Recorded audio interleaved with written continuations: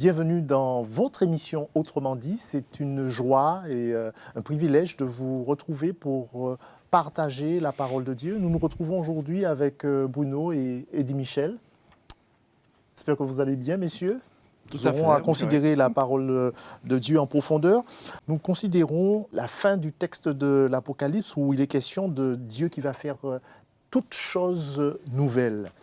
Alors Dieu qui fait toutes choses nouvelles, est-ce que pour vous c'est rassurant? Et cela ne signifie-t-il pas que Dieu se serait raté la première fois, un peu comme la guérison de l'aveugle où on voit Jésus qui se rate? Alors on ne va pas parler de ce point où Jésus fait le miracle en 2 étapes, mais là Dieu qui fait toutes choses nouvelles. On a l'impression qu'il s'est raté la première fois et puis qu'il va refaire les choses, toutes choses nouvelles. Et puis, en quoi il serait confortant? Alors, effectivement, ça peut être une façon de lire le texte de l'Apocalypse. On pourrait se dire que Dieu s'est raté la première fois. Maintenant, je crois que lorsque nous revenons au texte de la Genèse, on voit que Dieu va créer tout parfaitement. Le ciel, la terre, la mer, tout ce qui est contenu. L'homme a à ce moment créé, donc l'être humain, homme-femme, eh bien, ils sont aussi parfaits dans cette relation harmonieuse avec Dieu. Et malheureusement, il y a au chapitre 3 eh bien, une cassure dans la relation. Et à partir de cela, eh bien, Dieu, on va voir, met en place ce plan pour pouvoir restaurer justement toute chose, parce que le péché est venu justement encrasser cette harmonie. Il est venu tout dérégler, tout casser. Et donc l'Apocalypse vient justement pour nous rassurer, pour nous dire que tout ce que nous connaissons et que nous avons connu, eh bien, sera totalement renouvelé. Renouvelé pour du plus beau, pour du merveilleux, pour l'éternité. Donc, on comprend, en tous les cas, je comprends que Dieu ne veut pas construire sur ce qui existe, mais il veut créer de nouvelles choses, parce que là, nous allons entrer véritablement avec lui dans cette éternité. Alors juste un détail, tu as dit qu'il a mis en place ce plan au chapitre 3 de la Genèse, c'est dans Genèse 3 qu'il a conçu ce plan, c'est pour qu'on soit au clair avec ce qui est dit. Alors tout à fait, ce n'est pas... alors c'est vrai qu'il est mis en place ou dévoilé, je peux dire, à ce moment, mais il y a plusieurs textes, et particulièrement celui d'Éphésiens, chapitre 1, chapitre 2, où l'apôtre Paul va parler de ce plan mis en place par Dieu de toute éternité. On ne connaît pas le point d'origine, mais en fait, Dieu avait prévu, en tous les cas, au cas où il y aurait une cassure dans cette harmonie de l'univers, eh bien, de mettre en place un plan. Et ce plan, eh bien, lorsqu'il y a eu la cassure effective, eh bien, il a mis en place et il a dévoilé, je dirais, merci Samuel pour la question, à ce moment précis. Alors, Karl Marx parle de la religion qui serait l'opium du peuple, donc la religion qui est là pour réconforter, etc. Bien sûr, Karl Marx était un athée, et religion qui empêcherait, qui permettrait aux gens de se focaliser, sur autre chose, pour ne pas considérer leurs vrais problèmes. Est-ce que cette promesse biblique de nouveaux cieux, de nouvelles terres, ce ne serait pas un peu cela? En fait, par rapport à la parole biblique, ce qui est intéressant, c'est que jusqu'à présent, tout ce qui a été prédit dans la parole, on a pu le vérifier. Et on va passer la statue de Daniel qui nous présentait presque de... Je ne sais pas combien de temps avant, tous les royaumes qui se seraient succédés sur la terre, et nous avons vu effectivement que ça s'est passé. On va parler aussi d'Ésaïe qui a prédit que Jésus-Christ serait venu, et effectivement, on a pu se rendre compte qu'il est venu. Et cette même Bible dit que ce Jésus va revenir, et cette même dit aussi, qui a dit que c'est Dieu qui a créé le ciel et la terre, dit qu'il va le refaire. Et c'est rassurant, sachant qu'en plus, aujourd'hui, que tous les scientifiques nous disent que la mer est polluée avec des tonnes de plastique, que la terre est en train, qu'on l'a épuisée, que il y a plus, tout est pollué, on ne sait plus où on va, en fait. On cherche de l'eau sur Mars, on cherche... C'est rassurant de se dire que la Bible nous dit que Dieu va tout refaire. Alors, je dirais juste une petite chose. Alors, c'est vrai qu'un chrétien, par définition, c'est quelqu'un qui est porteur d'espérance. C'est quelqu'un qui ne se laisse pas abattre par les événements de la vie. Et on pourrait se dire, oui, que la religion peut-être endort notre cerveau. Mais je crois qu'au contraire, la religion nous permet d'interpréter correctement les événements qui se déroulent autour de nous et les relativise pour nous permettre de nous accrocher à ce message d'espoir que Dieu nous transmet. Donc non, elle ne nous endort pas. Au contraire, elle nous permet de transcender, de dépasser les difficultés pour s'accrocher vraiment à cette réalité que Dieu nous présente dans la Bible et qu'il nous réserve pour un avenir extrêmement proche. Merci Eddy Michel. Donc maintenant, nous irons au cœur du texte. Et j'aimerais que nous puissions nous arrêter sur des versets qui se trouvent dans les passages d'Ésaïe 65, les versets 17 à 25, et Apocalypse 21, les versets 1 à 5. Dans les deux passages que j'ai évoqués tout à l'heure, Ésaïe 65 et Apocalypse 21, il est question de nouveaux cieux et d'une nouvelle terre. Pourtant, dans le passage d'Ésaïe, on voit que la mort est toujours présente. Et pas seulement la mort, on pourrait parler aussi de mariage, on pourrait parler d'enfants, etc. Or, il est bien question pourtant de nouveaux cieux et de nouvelles terres dans ce passage d'Ésaïe, comme dans celui de l'Apocalypse. Alors, comment est-ce possible ?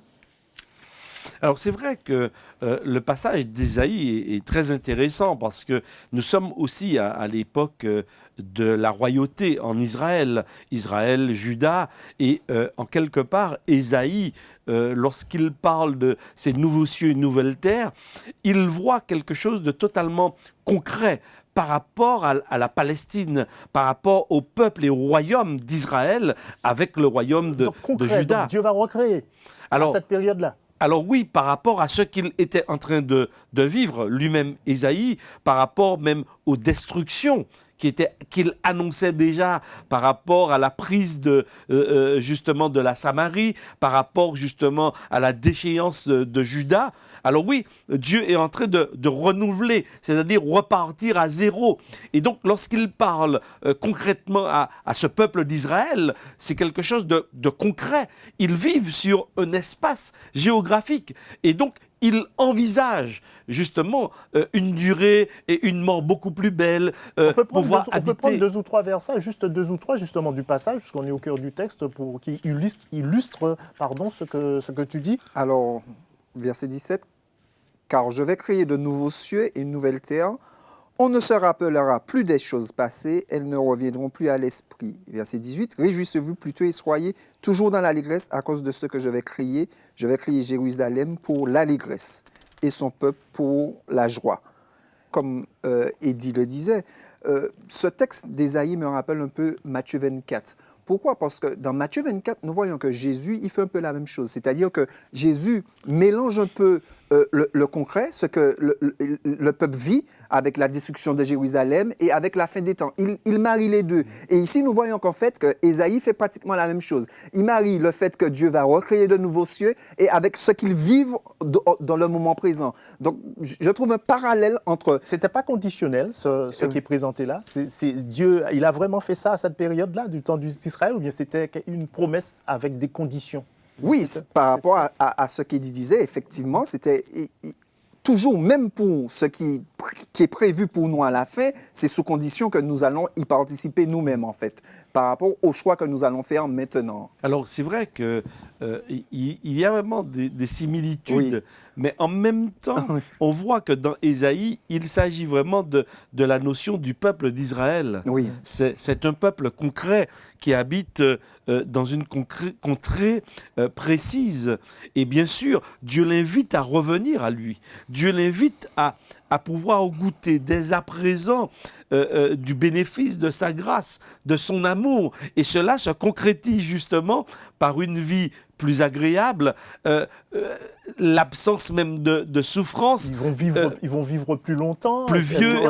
Alors justement, est-ce que ce n'est pas une sorte de chimère chimère du peuple juif et que les chrétiens aujourd'hui se sont appropriés cette histoire de nouveaux cieux, de nouvelles terres, voilà, répétée avec le temps.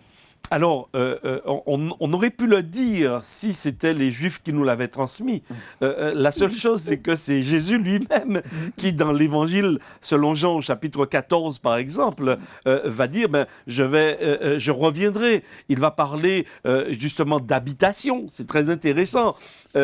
Il va dire, non, moi je veux habiter avec vous. Et on se souvient effectivement, parce qu'il y a quand même une ligne directrice dans toute la Bible. Dans Exode, Dieu dit à son peuple, vous me ferez un sanctuaire et j'habiterai au milieu de vous. Lorsque nous lisons Ésaïe, on voit que l'objectif de Dieu, c'est d'être aussi avec son peuple, c'est de lui prodiguer de la joie, du plaisir, de l'abondance dans les biens, dans leur vie. Et quand on lit l'Apocalypse, et avec les paroles de Jésus, on se dit, waouh, le projet de Dieu, en fait, ne se résume pas à une nation, à un coin géographique de la planète Terre. Non, Jean voit quelque chose qui est beaucoup plus large, et il voit la planète entière qui est revue dans toutes ses dimensions. Alors justement, qu'est-ce qui caractérise ces nouveaux cieux et cette nouvelle terre? Quels sont les éléments quand même qui vont distinguer cette recréation de ce qui existe aujourd'hui? Alors, il y a plein de choses, en fait. Déjà, par rapport à le texte de 2 Pierre 3, je l'apprécie beaucoup dans cette étude. 2 Pierre 3, 13 qui dit « Mais nous attendons, selon sa promesse, de nouveaux cieux et une nouvelle terre où la justice habitera. » Et quand on entend ça aujourd'hui, justement, dans notre siècle, où la justice habitera, où on entend toutes sortes de choses, on voit toutes sortes de choses, on a envie de connaître ces nouveaux cieux et nouvelles terres, où la justice habitera, où que la justice ne s'achètera pas, ou que véritablement, enfin, on pourra avoir cette justice. Donc déjà ça seulement, ça change de notre... Mais qu'est-ce que vous entendez par justice, justement? Et donc, qui dit justice, dit injustice. Ça veut dire qu'aujourd'hui, il y a de l'injustice. Ah oui, bien sûr. Et est-ce seulement ça? Où la justice habitera? Qu'est-ce qu'on entend par là? C'est-à-dire que les hommes vont se respecter. C'est-à-dire que les hommes ne vont pas voler, ne vont pas envier, ils ne vont pas désirer pour créer un certain nombre de conflits. Il n'y aura pas justement d'abus de pouvoir de l'un par rapport à l'autre. C'est ce qui crée ces injustices.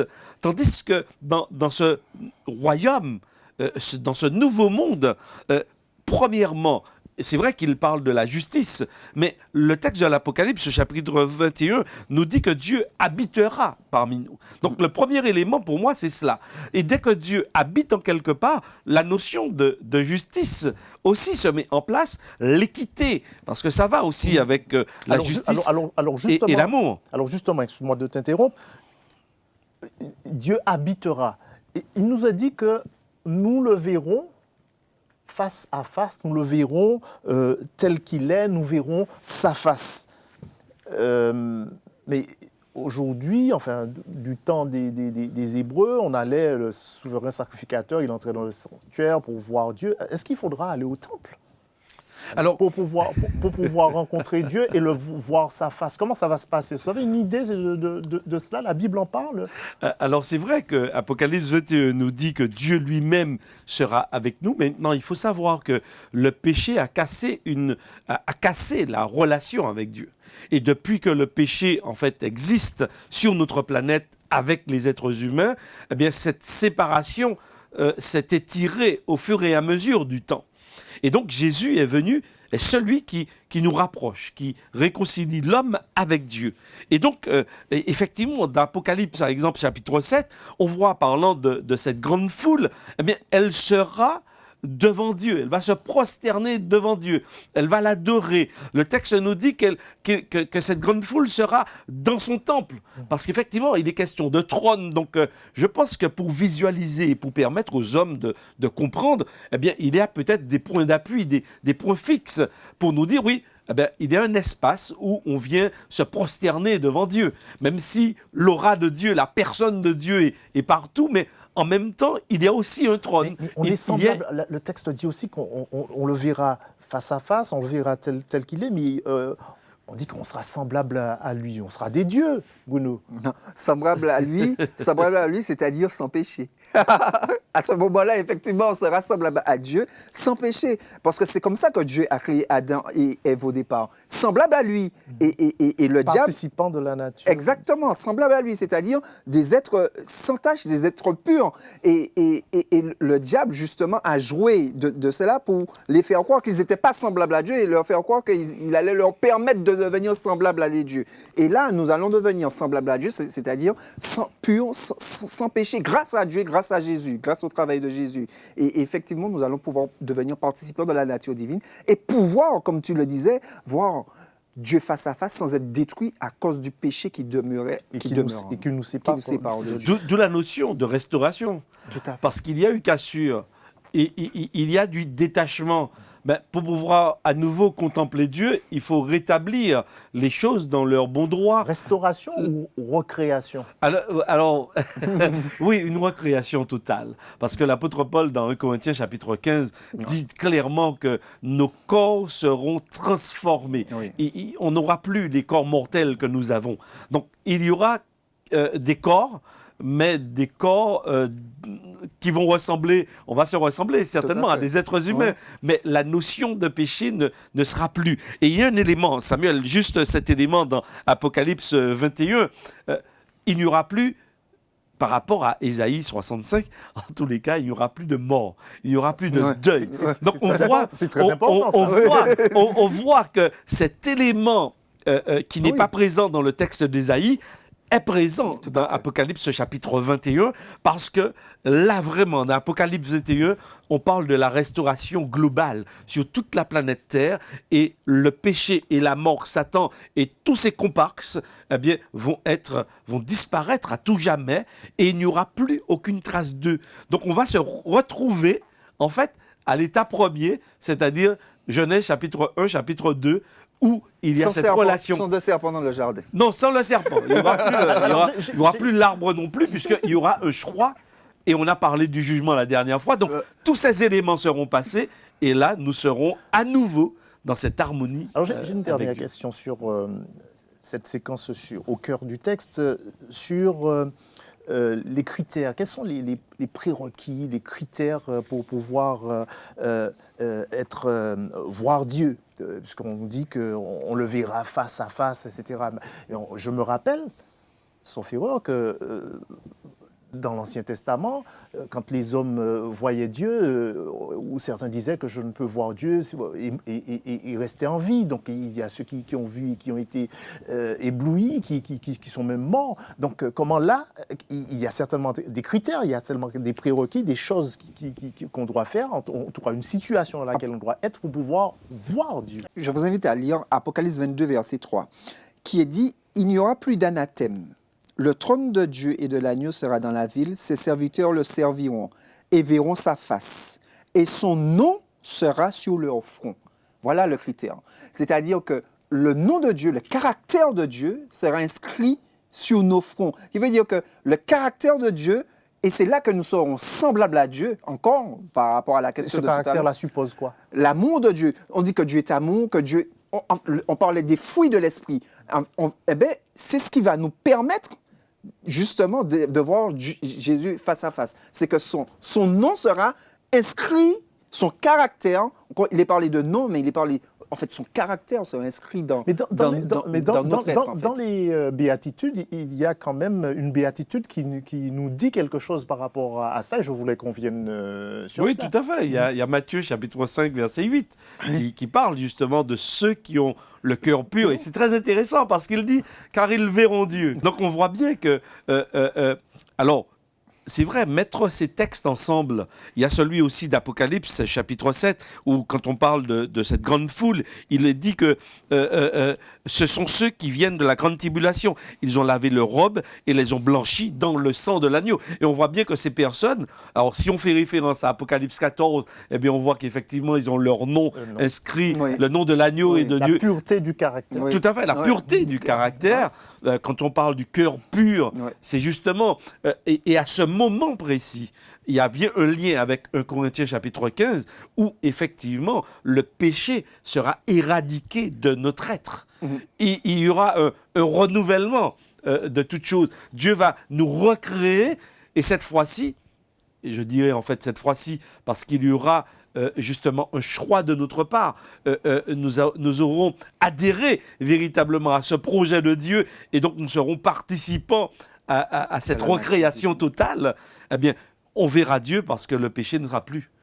Alors, Il sera merci. éradiqué, on aura le cœur pur, on va refléter là le caractère véritable de Dieu, c'est-à-dire l'amour, la paix, la tempérance, la joie. Ah oui, tout à fait. Merci Eddie Michel. Considérons un petit peu maintenant, en termes d'application, ce que nous pouvons prendre et retenir de cette étude de cette semaine.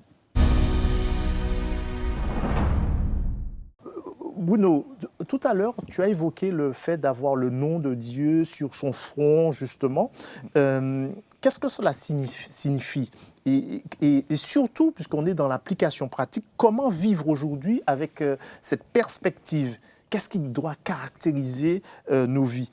Et comment l'espoir de la nouvelle terre, comment cet espoir-là transforme-t-il nos valeurs ? Le fait de passer du temps avec Dieu, parce qu'aujourd'hui, en tant qu'humains, nous avons beaucoup de principes moraux et nous disons qu'il faut agir bien, qu'il faut faire ci, qu'il faut faire ça. Mais avec Dieu, quand nous passons du temps avec Dieu, Dieu nous transforme et nous ne voyons plus les choses que nous faisons comme des choses à faire ou bien des choses qu'il est bien de faire. Mais en fait, ça devient naturel grâce au surnaturel du Saint-Esprit qui vit en nous, en fait. Et ça, il y a plein... Ce principe-là, ça ne peut pas s'expliquer, ça s'expérimente en fait. Ça s'expérimente. Et c'est pour ça que Jésus dit souvent, il dit, si vous entendez sa voix, n'endurcissez pas votre cœur. Et c'est la bonté de Dieu en fait qui nous permet de comprendre cela. C'est la bonté de Dieu qui nous amène à la repentance. Et c'est la bonté de Dieu qui nous transforme. Et c'est comme en expérimentant cela en fait que nous pouvons comprendre comment Dieu agit et comment nous-mêmes nous allons agir. Et vivre avec le caractère de Dieu, ça va devenir naturel et on aura cette notion de paix que justement que nous recherchons à travers différentes choses dans le monde, qu'on va trouver et on aura atteint cet objectif de paix, de plénitude en fait. Alors, je voudrais poser une question quand même qui me taraude. Plus de larmes, plus de pleurs, la mort qui n'existera plus, c'est formidable. Et ça, il faut vraiment le souligner. Mais est-ce si réconfortant que cela si on se retrouve dans une situation où aucun de nos proches n'est présent à ce moment-là? Je sais qu'on n'évoque pas souvent des hypothèses comme cela. Quand nous lisons l'Apocalypse, chapitre 19, chapitre 20, chapitre 21, il y a une progression justement dans la notion de jugement de Dieu. Et il y a une période qui est décrite dans Apocalypse 20 qui parle justement d'une période de 1000 ans et dans laquelle justement cette période, eh bien, les rachetés, c'est-à-dire ceux qui ont part à la première résurrection avec ceux qui ne sont pas morts, mais qui croient en Christ lors de son retour, ces personnes-là vont participer justement à la ratification du jugement de Dieu. Ça veut dire qu'ils auront une période de temps où ils vont comprendre, ils vont poser toutes les questions à Dieu. Non, mais ma question... Mais j'ai bien compris. D'accord. Et j'ai bien compris. Donc, ils seront rassurés par rapport à l'absence de tous leurs proches qui n'auront pas été là. Dieu va leur apporter les réponses. Donc, il n'y aura pas d'interrogation. Et après cette période et la destruction des méchants, quand on parle, justement, il n'y aura plus... Ils comprendront donc la justice de Dieu qui s'applique. Et ils vont ratifier. Donc, Quand le texte dit il n'y aura plus ni pleurs, ni deuil, ni cris, mais en fait, tout le monde et tous les rachetés, à ce moment, seront en paix avec Dieu et avec eux-mêmes. Et il y aura aussi un oubli d'un certain nombre de choses qui se sont déroulées, qui étaient extrêmement atroces. Parce que Dieu fera un reset. Il prend le temps de tout expliquer, mais à un moment donné, il va faire un reset sur tout cela et on regardera. C'est pas une recette, c'est un reset, c'est Oui, c'est-à-dire remise à zéro. une remise à zéro. Une remise à zéro. Merci Eddie Michel pour ces précisions sur le reset. Alors, cet espoir au moment de la fin des temps qui concerne, comment dirais-je, les nouveaux cieux et la nouvelle terre. On a parlé au début de Karl Marx et de cette histoire d'opium du peuple, mais est-ce que cet espoir-là, il n'est valable que pour des personnes découragées, des personnes qui souffrent ou encore pour ceux qui meurent? Ou bien est-ce que c'est valable pour tout le monde, cet espoir de nouveaux cieux et de nouvelles terres? Il y a un texte que je crois que tous les chrétiens connaissent, c'est Jean 3, verset 16. Car Dieu a tant aimé le monde qu'il a donné son Fils unique. Qui veut dire que Dieu ne fait exception de personne. Afin que quiconque... Tout à fait. Afin que quiconque quoi, il ne périsse point, mais qu'il ait la vie éternelle.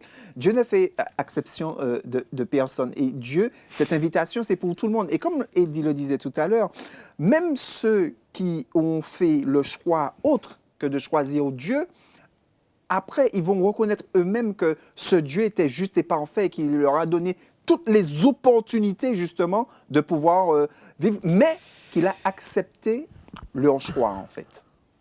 Alors, nous arrivons au terme de notre émission.